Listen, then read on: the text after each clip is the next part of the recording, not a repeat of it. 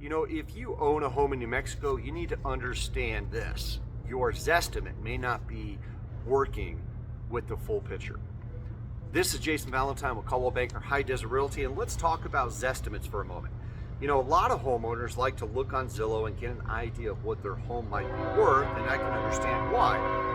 It's easy. You jump online, you type in an address, and the number pops up. But here's the problem. In New Mexico, that number can be missing one of the most important pieces of information needed to determine value, and that is actual sold prices. New Mexico is considered a non-disclosure state, and in simple terms, that means home sales prices are not publicly available the way they are in many other states. And that creates one major challenge for automated valuation models like your Zillow's estimate. Zillow's own information explains that its database uses different types of data, including county records, tax data, listings, mortgage information, and some other sources. But it also explains that the data quality is a huge factor in creating accurate estimates. And in non-disclosure areas, transaction data may not be publicly available. So that matters because if the algorithm cannot see the full sales price data, it may have to rely more heavily on other information that may not be as accurate.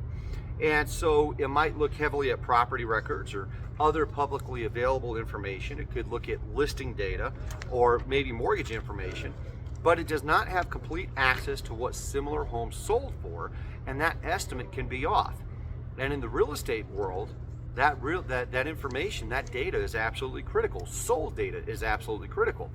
Active listings tell us what sellers are asking, and pending listings tell us what buyers are responding to. But the sold listings tell us what buyers actually paid and what the actual market has supported.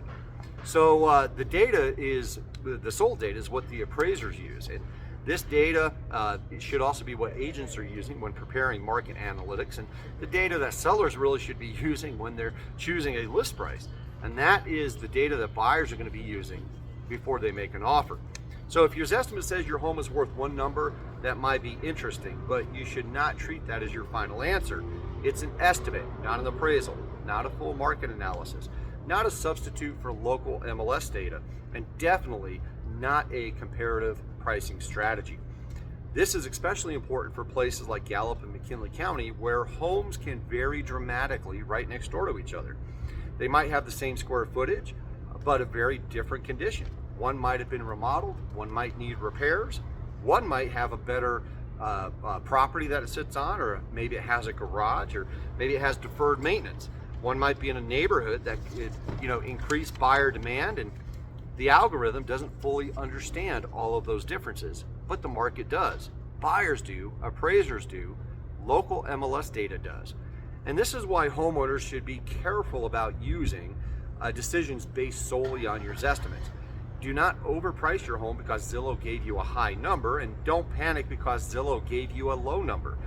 Don't assume your equity is exactly what an automated estimate says.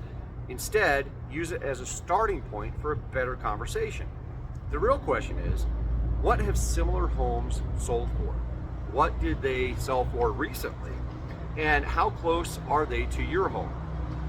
What's your home's, what's currently active on the market? What's currently under contract? And what are buyers choosing right now?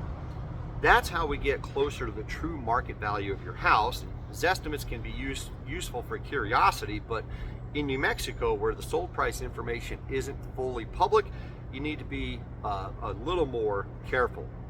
So the number might be convenient, but convenience isn't always the same as accuracy. If you want to know what your home might be selling for in today's market here in Gallup, you can always reach out. We'll prepare an MLS-based market analysis using real comparable sales and current competition. So this is Jason Valentine with Coldwell Banker High Desert Realty. I hope you found this video a little informative about why the data on Zestimates might be off just a little bit. If you want to find out more about what your house might be worth, give me a call. My cell phone number is 575-496-1068. My office phone, 505-863-4363. Or there's a link in the description on this video, and you can book a one-on-one appointment with me. Thank you so much.